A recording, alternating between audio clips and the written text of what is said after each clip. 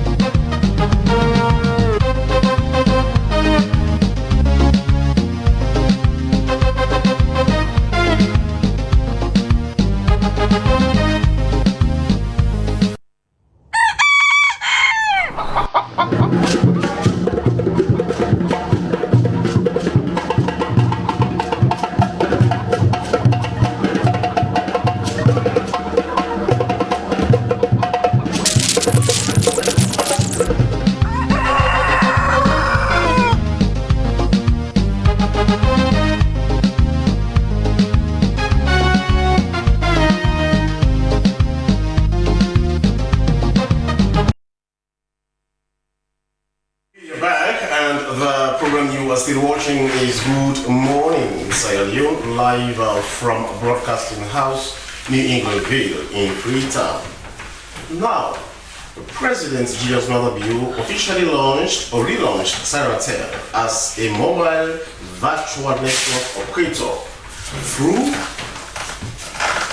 through strategic partnership with Africell, making the return of the state-owned telecom provider to Sierra Leone's communications market.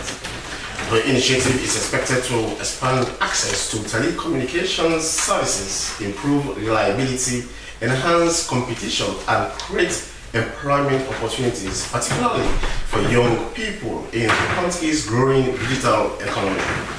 Highlighting the benefit of the partnership model, the President explained that the collaboration with Africell will enable Sierra to deliver voice data and mobile money services using existing infrastructure while maintaining its national dignity. Well, for more on this, we have in the studios of the first managing director of this relaunched Saratel, and he is Joe Abbas Bangura. Good morning, Mr. Bangura, welcome to the program. Good morning, Sheku. It's a pleasure. Well, congratulations on you being the first managing director of the relaunched Saratel. You know, for the fact that you are a Sierra Leonean and this is a Sierra Leonean thing. Now, this has brought hope to many Sierra Leoneans, especially those who had worked for the Saratel, those who were left, unattended to for several years. You can see that they are happy. Even at the launch, you can see the joy, you can see the appreciation, you can see the enthusiasm. But what does this mean for the telecoms industry in this country? Thank you very much, Sheku, and congratulations, Arsenal, to the Arsenal, my Arsenal hosts this morning. But it's unique. It's the first time we're having an MVNO operations launched in Sierra Leone. Thanks to the hard work of the indefatigable Minister of Communications, Madam Salim Abba, who worked, once Africell came up with the proposal in terms of what is going to plan, worked, maybe for more than 18 months to craft and, structure something that would, that ended up with what the President launched on 5th of May. It's big for Sierra Leone because what it means is that Sierra is able to be relaunched and be live in Sierra Leone with no investment from government, and all the assets are still owned 100% by government. Government owns everything, but it means from day one, I have my phone and then I have my Sierra number activated here. A 025 number. I can make a call on any network. I can call any number all over Sierra Leone. As long as Africell's coverage is there, they can receive the call. Now, so 025 is live. The Sierra call number is live. So what it means, what the MVNO concept means is like you read there and the President explained. It's a way by which people who want to provide mobile phone services are able to do so without owning their own network. You don't have to have your own network. In this case, Africell provides the network at the back. The network is everything that comes together from the switch, the base stations, the towers. You could see towers all over the country, more than 500, chasing 600 towers all over the country that Sierra does not have to do by itself because it's all owned, it's all fueled, it's all powered, it's all manned by Africell. So, Mr. Bangura, please explain this better. Okay, I'll pause again. Let me slow down again. Okay. The MVNO model is a model that allows companies to provide mobile telephone services without owning the network themselves. Okay. And what I just explained now is what constitutes of the network. All the towers that you see all over in the street as you go, they are transmitting, communication signals. Down at the head office, each of the towers have base stations. Those base stations communicate with a master station, switch, which is normally at the headquarters. So if you make a call, it goes to that switch, then it's transmitted all over the country. That is the network. You have, towers. The towers have microwave signals that they send, or you have fiber ducts and then cables that send data. So that really sounds complex for the normal person. But so that's the network. I just want to confirm whether wherever there is a network for AfriCell, you have your CRTL number. You have your CRTL team. You can make a call. So are SIMs available now? Now, fine. So when we launched, we did the launch on the 5th of May when the president launched the program. We released SIMs cards to whoever was there. To everybody that was there, they got complimentary SIM cards. They got complimentary data and recharge to try out the network. And those people still have that. We want to know if you had those SIMs, you could call anywhere in the country. Like I said, anybody asks me now for my number, it's my 025 number that I give them. Yes, I have a disease. But it's about quick. The thing is, when this relaunching took place, a few weeks ago, they launched by no less a person from the President of the Republic. There were people who were thinking, it is that AfriCell and Saratel will now be competing for subscribers. That was one thing that came to people's mind. Explain to us, because the thing is that it doesn't, based on what you've explained, it doesn't look like there is any competition between Saratel and AfriCell. So what happens in this new arrangement? There is going to be competition. Competition. There's going to be competition because it's the same subscribers.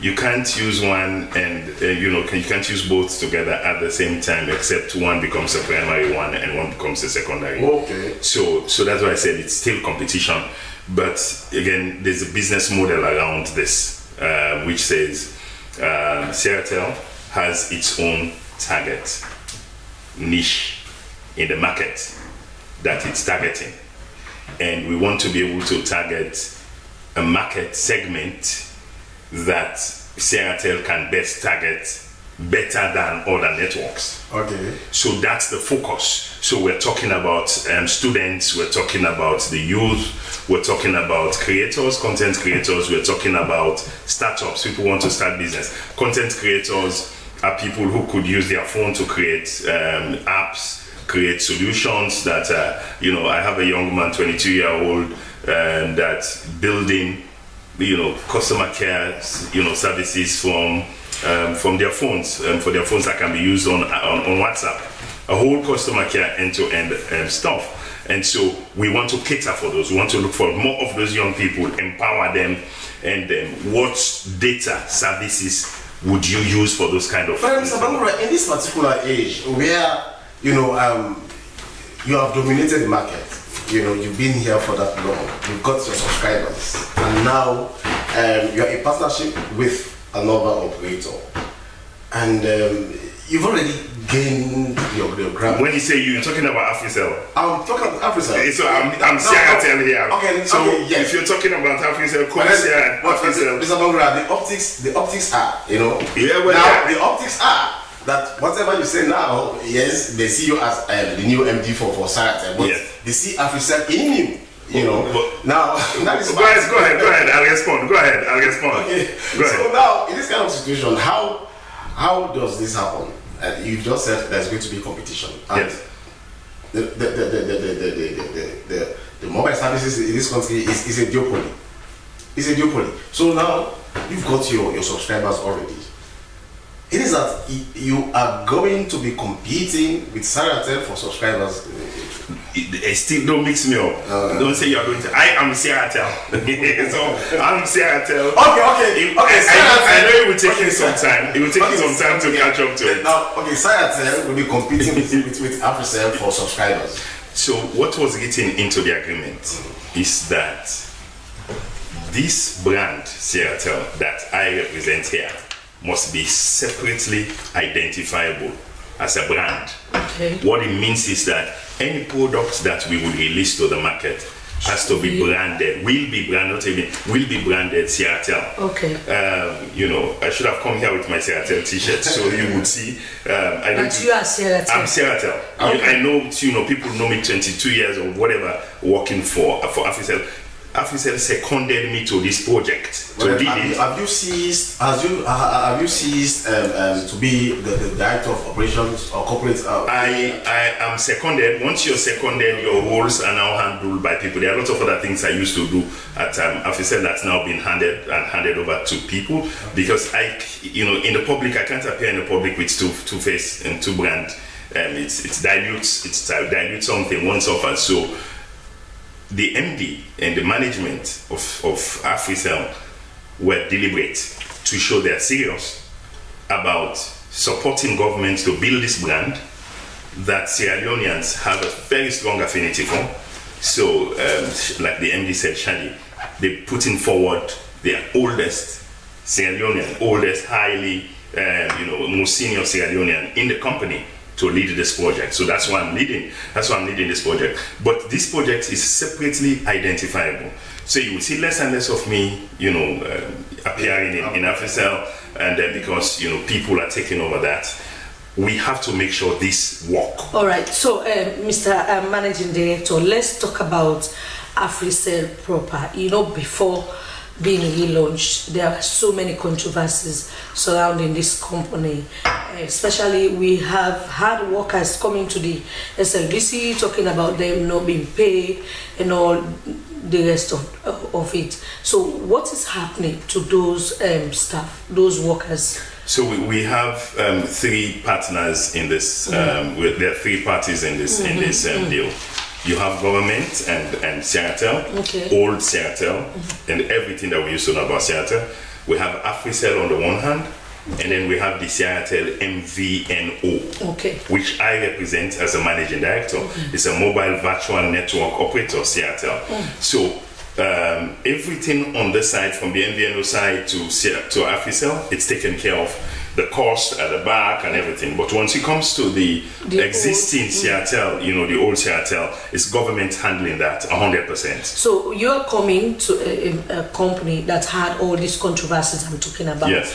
You don't want to work in an environment where people keep coming that government owe us, especially for some of those staff members who have crying all over the place. So you must have asked about the welfare or the well-being or the status of those people. That's basically what I'm asking. Yes, I could assure you government cares, and the ministry, MOCTI, cares about that matter, and they're working with the Ministry of Labour. I'm aware, Ministry of Labour, Auditor Generals, everything is being done to make sure whatever is due them is paid. Okay, so to that extent, I'll add that part of the agreement we had with government was for AfriCell, my investor, Seattle investor AfriCell, to pre-finance, to prepay funds that would go towards meeting the liabilities that are due to the staff. Part of the liabilities. So AfriCell signed up to $2 million, and the first tranche of that has already been paid, been remitted to the account, and I'm aware that processes are now on to validate the staff, who's due payment and stuff. That process is now on. But so what happens now? My colleague spoke about staff welfare. What happens to staff who are still not yet reached the retirement age, who are still not been boarded for medical reasons, and who are still active? If I will put it that way. What happens to those categories, or that particular category of people who are still active, who are still strong enough to continue working? So the government, MOCTI, Ministry of Communications, Ministry of Labour, being part of the government, it's something they're handling. They are looking into. It's not part of the mandate of the MVNO. So the MVNO, it's we're rolling out this brand new Seattle, MVNO project that people are proud of. Sierra Leoneans we've seen, you've already shared, the pride, the energy, the emotions that we demonstrated, and we want to focus on making this succeed. We're having a commercial launch in June, so we want to actually be able to make sure we keep the momentum that Sierra Leoneans now have for this product and for Seattle as a brand, so that we can walk up to the launch. Work is now being done on the POSs. We're talking about separately identifiable, brand. We're working on the POSs. the POS outlets all over the country. Some of those buildings are buildings that are Seattle buildings, part of the arrangement with government that those properties will be brought into the MVNO project so that they are used. No, they are now being refurbished. Seattle has huge infrastructure. Because I don't think there is a region or a district hasn't got Seattle infrastructure or presence. I agree. So how are you going to make use of the already existing infrastructure that Seattle has? So like I said, some of those buildings and spaces, particularly the POS outlets, are already been taken over because we're going to be using them in the MVNO. It's those same, brand. You will go in a few weeks, you will go there and you'll see it's all back, Seattle, fully branded and live. So we'll be using those. There are some assets we don't use, we will not be using. The ministry, we're aware the ministry is working on a separate arrangement, another arrangement where those assets would be managed in a way that brings value to government. Are you going to take over are you going to take care of the entire liabilities of Seattle 100%? It's all government because that's why I said again, my focus is on the MVNO. Okay. Anything outside what it takes to run this MVNO, anything history, the government is handling it. So that's the government's responsibility. We want to make sure this MVNO succeeds. And so that's what is in our mind. Somebody was expecting, but once you've taken over the assets, you should also take care of the liabilities. We're not taking over assets. Okay. In a way, like we're buying the assets. We're not buying any assets. The government owns the assets 100%. When this contract ends in 10 years, everything reverts back to government. So that's why I said government owns 100% of the asset. Government owns the license, government owns the brand, government owns the offices. They are just seconding it, bringing it into the MVNO project. But it's all government. So the MVNO is not taking on any assets. All right, Mr. Bangura, let's talk about your vision to make Seattle attractive to Sierra Leonean again. I don't have a vision of myself. It's a vision that has been put together by AFICEL and MOCTI, the Ministry of Communications, that is embedded in the agreement.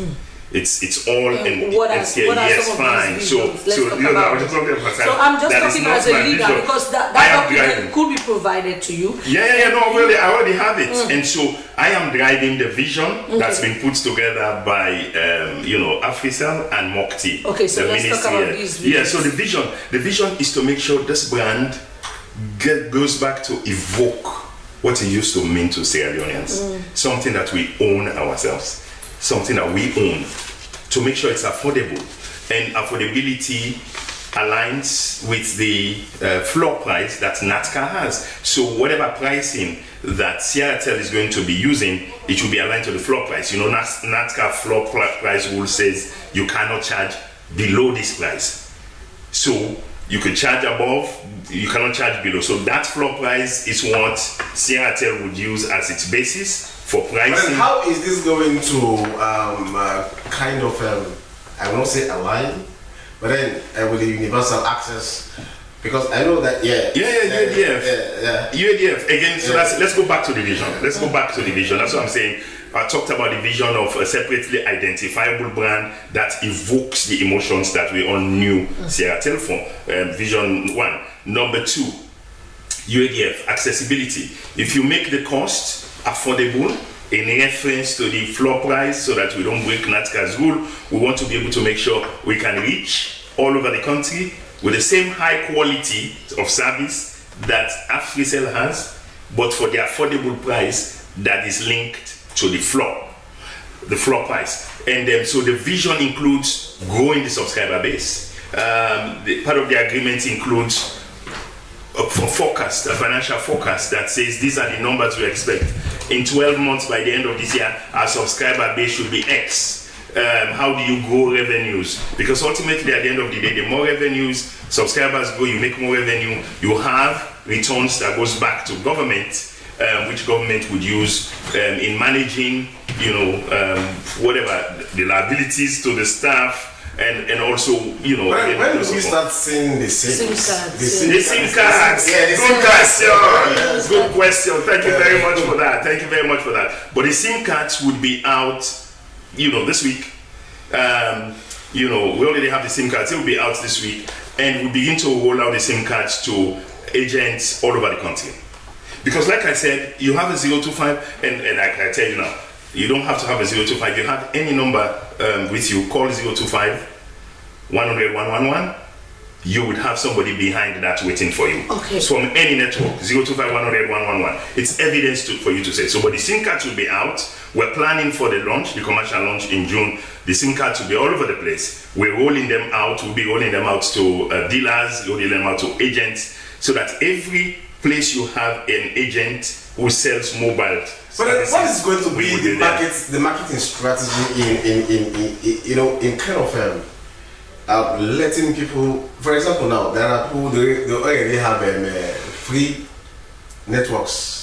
Yeah. In the market, yes. They have Orange. Don't call anything. And now they are also going to have Saratel, but which probably may mean having another mobile phone. But then, how do you convince them market-wise to ensure that they get attracted to your product? You tell me. I'm turning the microphone to you. Tell me what is unique. What is most unique about Saratel that the others don't have? Tell me. But then you have to tell me. No. I'm sorry. I'm flipping the microphone. I'm flipping the interview. So, we have a market. I'm telling you again. Okay. I want to repeat what I've said. Okay. We believe there's a market that Saratel is most prepared to reach. I listed those people in the market. I talked about the brand affinity that people have. And it's a big deal that, AfriCell is supporting this process to build something that Sierra Leoneans are proud about, that Sierra Leoneans feel so close to, and AfriCell is helping us build that. We believe there's a market, and we believe that ultimately at the end of the day, all the operators, including Saratel, can live and survive and thrive in this market. Everybody targeting the customers that they can reach the best. But then, if you're launching a project, a particular product, it's like new life. Yes. And new life means doing what you did when you earlier launched. So now, are we going to expect windfalls? Are we going to expect free calls? Free data, as the case may be. We'll be launching. The commercial launch is in June. Okay. We don't know. I'll be here once we have the plans, and they said I'll be here again to just give the information to the public, on details of the commercial launch. It's going to come with promotions that will come along with, and we have it all. We have it all cut out. Okay, Mr. Bangura, let's talk about other services that were provided by Saratel before now. For some of us, we still have a Saratel modem at home, and because it was not working, we still have them. Are you also going to be to revive that service? Totally. MiFi's. Yeah. So the whole range of products that you would see now in the market that operators, other mobile operators have, Saratel will also carry, including mobile money. Okay. So as I sit here, I can transact mobile money. I can do a mobile money transaction with my Saratel line, and I can send money all over the country as long as AfriCell has a network there. Okay. So another question is, many a times people have been saying that the network is not really strong in some parts of the country, and this is Saratel, and it's now going to work with AfriCell. So how is it going to be different that we'll get stronger network when we use AfriCell? We use Saratel than that of AfriCell? One of the caveats in this is that the quality of service requirements that NATCA has placed on the operators, which NATCA monitors all the time, regularly. And what it means is that you aggregate all the calls for the day.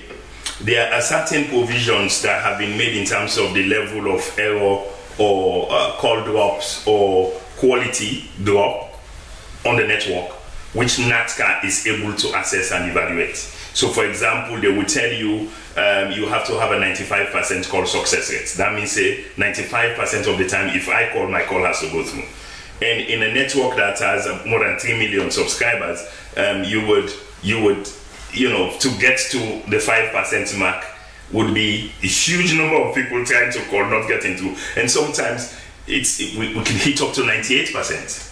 Instead of the 95% that is the benchmark, 98% of call success rate. And also there are other quality parameters that are listed. We top them all the time. Now, but that doesn't say there are no problems with technical. We're dealing with machines based on wear and tear, and then things go, even if your signals here, wherever you're transmitting, if there are towers, there are poles, we do constant, O&M maintenance on this equipment. But every once in a while, if quality drops, we are able to know 2 places: the NOC, the Network Operation Center, or number 2, people will call 111, the call center. You get those feedback, send your staff to work. So it's a continuous process.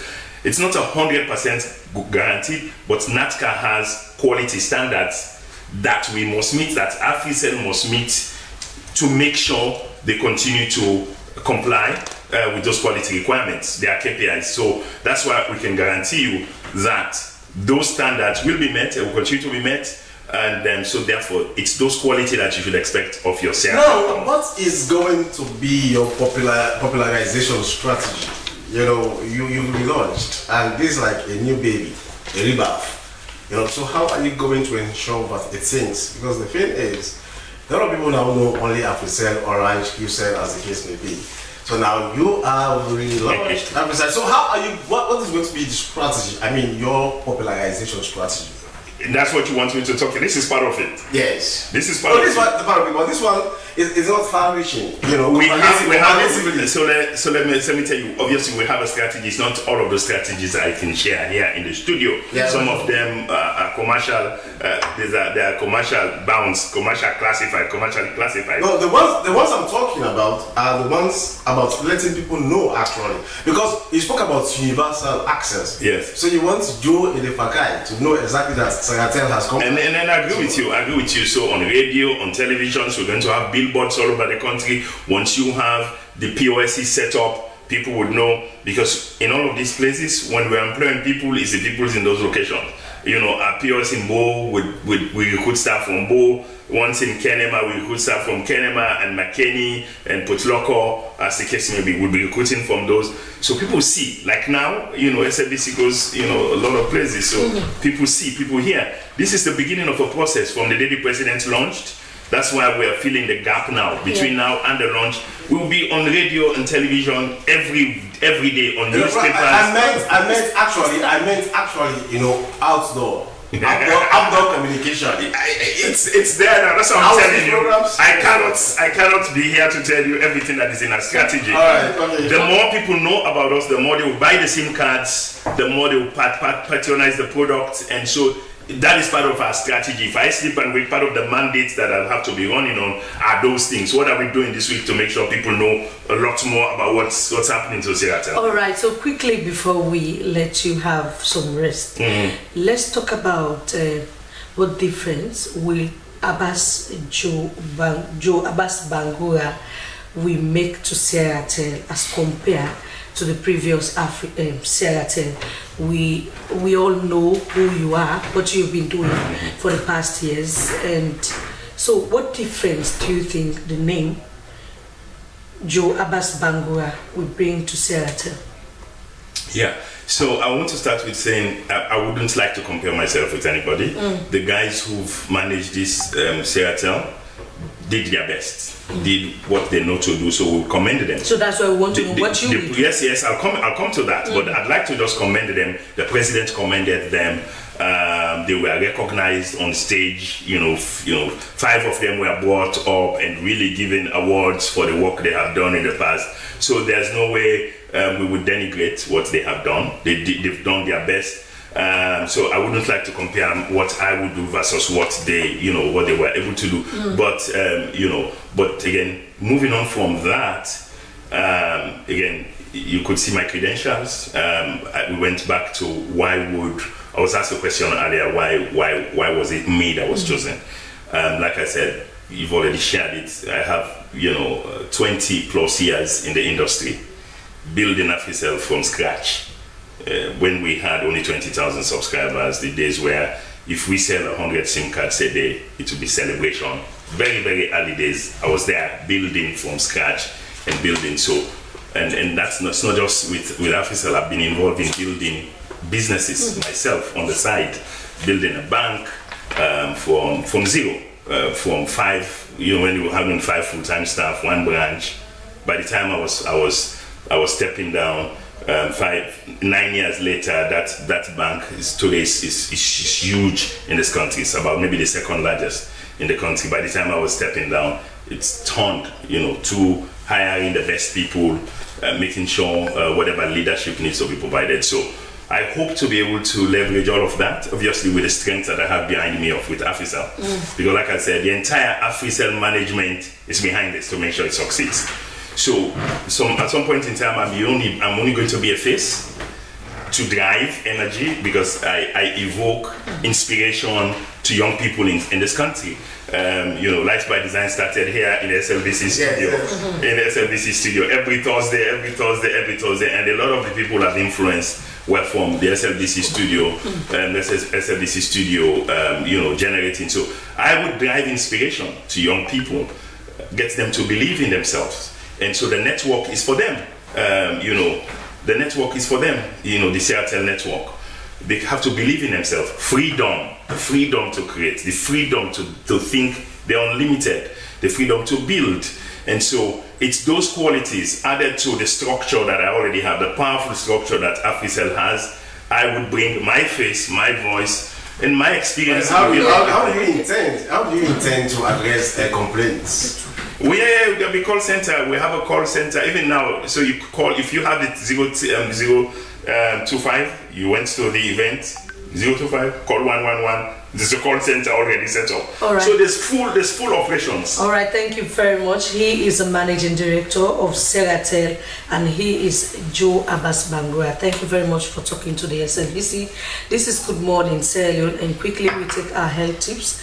In today's health tips, we take a look at women's health. Women, your health deserves center stage.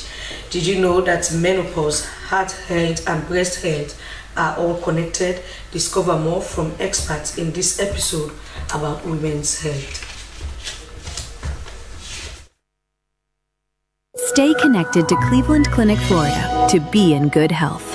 We as women, as we age into our finer selves, hormones shift, and that can increase cardiovascular disease risk. Those hormonal shifts influence inflammation, vascular response, and your metabolism. Breast health considerations intersect with cardiovascular and hormonal changes as you get older. So as you can see, these are all connected. Let's dive in a little deeper.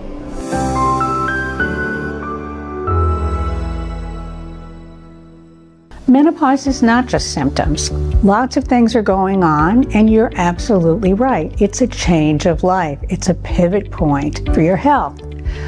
Your cardiovascular health, your bone health, cognitive function, mood, metabolism, inflammatory response. Lots of things are happening at the same time. Now, from a cardiovascular standpoint, changes after menopause can include changes in metabolizing cholesterol, in estrogen levels, and inflammation markers, and that can confer an increased risk for hypertension, cardiovascular disease, and stroke risk.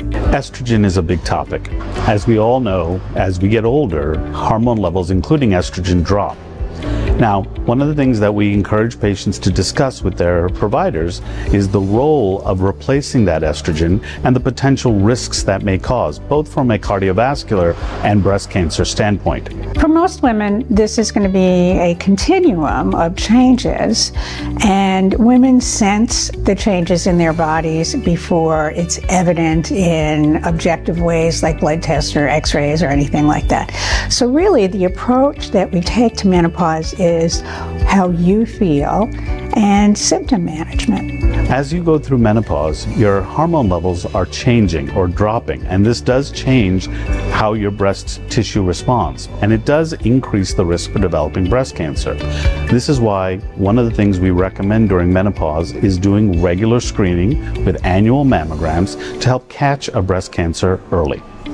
As women go through changes in their hormones, particularly in pre, peri, and post-menopause, a lot of these symptoms can overlap with what could be cardiovascular symptoms. Our symptoms as women are very different than they are for men.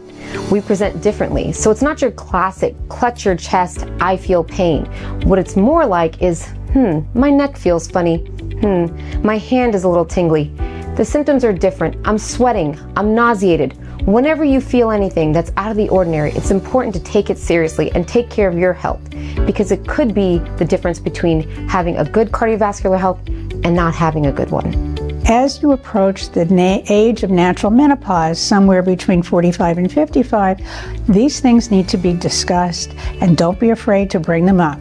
So what to keep in mind about all of this is that performing preventative care is how we keep patients healthy.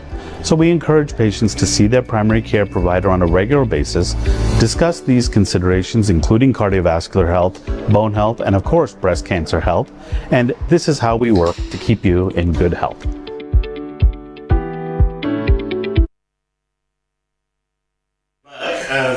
The program you are still watching is Good Morning in Sierra Leone, live from the Sierra Leone Broadcasting Corporation television and also through our social media handles. Now, we still have in the studios, we have as Bagura of the newly appointed of the revamped or the relaunched Saratel. And he has been talking to us about plans he have and for the Saratel, the revamped Saratel. But quickly, he wants to go, but just quickly, what really you want to hammer home to our people? Because the expectations are huge. Expectations are huge. It's our determination to make sure we live up to the expectations and exceed those expectations. We emphasize again the reason why AFICEL would assign me, second me to this project, is because they take this project seriously. Okay. It means a lot to Sierra Leoneans. If you have your old Sierra team, somebody's asking Sierra, if I have my Sierra team, could I have the same number again? If you have the old SIM, you cannot use the old SIM in this new system. You have to buy new SIMs. Those SIMs will be out in the next. The question is, if I have my number on AfriCell already, and I want that same number on with the 025. 025. Yes, part of what we're going to make available is the facility for you to be able to do that, so that it's a number you choose. Okay. You choose your number. We have to be able to do that. You can get your old number back. When can I get the SIM card? The SIM card comes out in 2 weeks. These are just questions that people will be raising. Meanwhile, we have the POS at Miata. That's just next to the Civic Center. It's there. It's so beautiful, beautifully branded Seattle. It's open 8:30 to 5:30 every day, Monday to Friday. Numbers you can get us on is if you have the 025 number, it's 111 call center. If you don't have, from any network, you can call us on 025 100 111. All right, thank you very much. He is managing director of Sierra. Well, we now go to another issue. The Political Parties Regulation Commission, PPRC, has delivered a ruling on dozens of petitions arising from the All People's Congress APC lower level internal elections, directing reruns in some wards, upholding results in others, and nullifying certain positions where eligibility was questioned.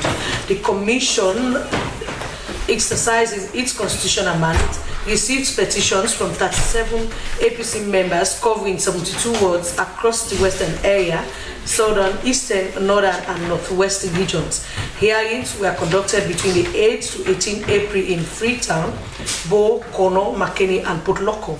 The PPRC emphasized that while violence, venue changes, and administrative lapses were alleged in several petitions, only cases with clear breaches of eligibility or denial of rights warranted reruns or nullifications. In most wards, the Commission upheld IECB decisions and confirmed results.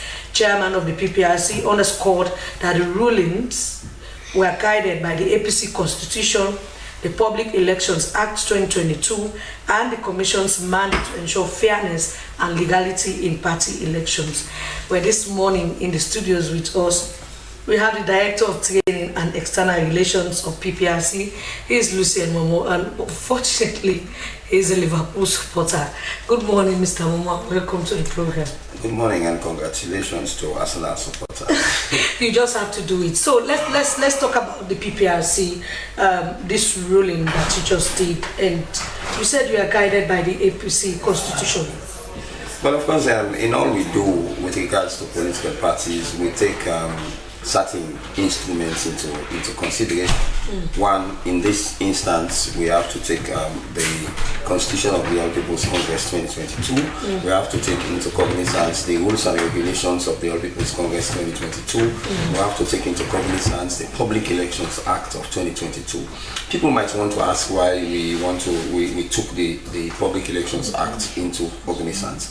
There was a petition in I think it was 428 in Constituency 124.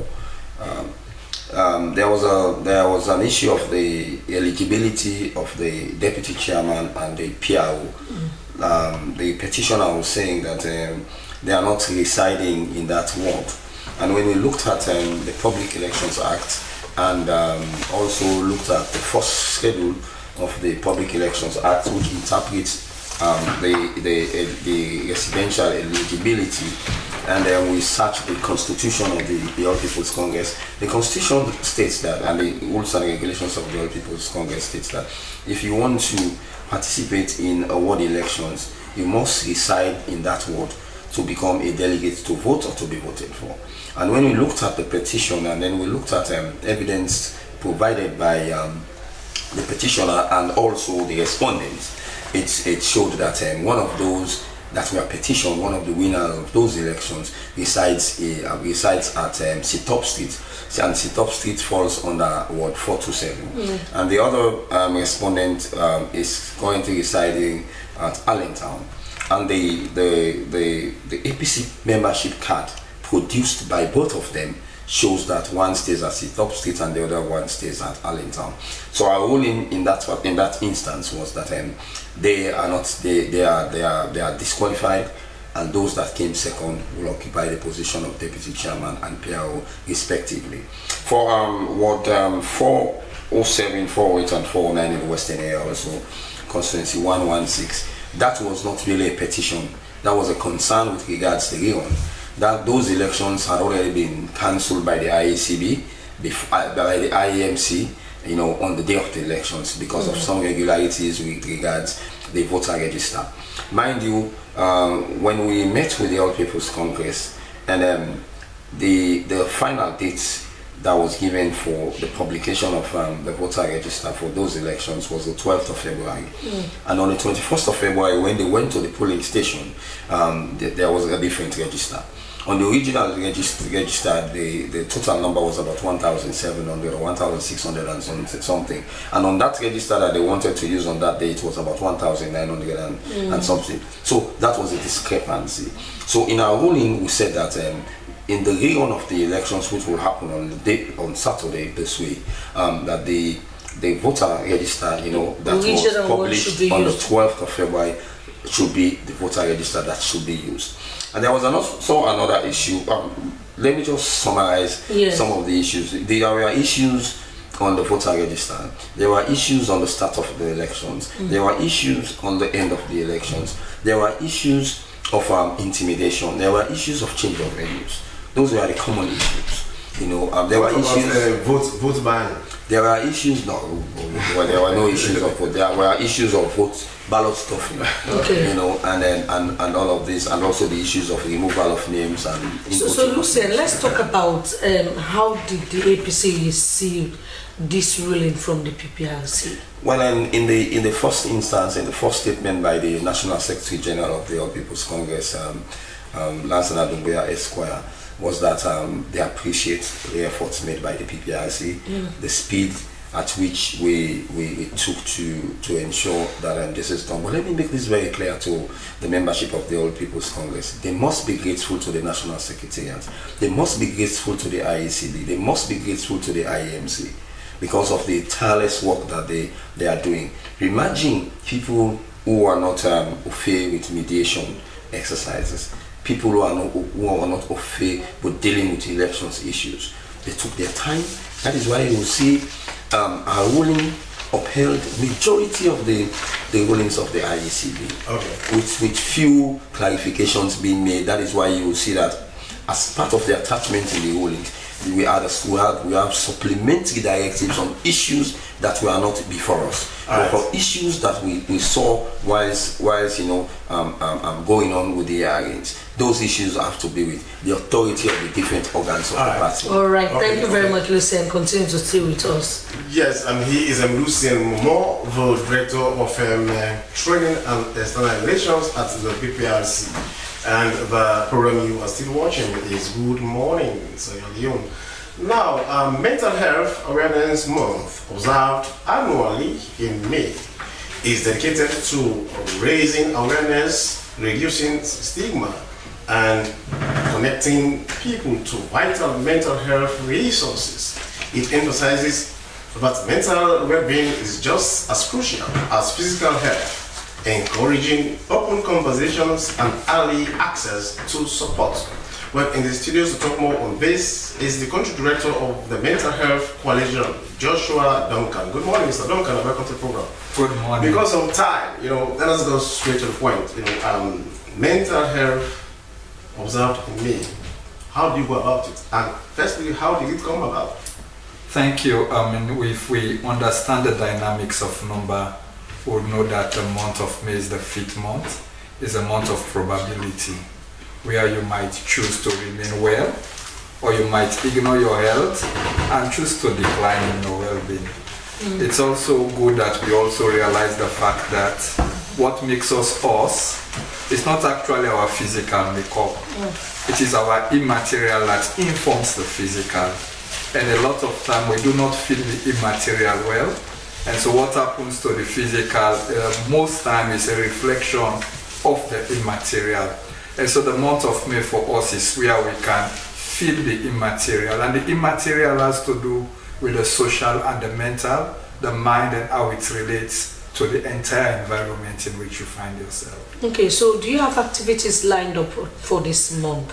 Yes, there has been a number of activities, including awareness raising, which makes me be here this morning. Okay, so if we are to talk about well, I don't know if you have statistics, because mental health is the new thing in not only in Africa, but the world at large. We've seen where people are really troubled by the situation or the environment they find themselves, and some are not too strong to keep holding on. How is it in Sierra Leone?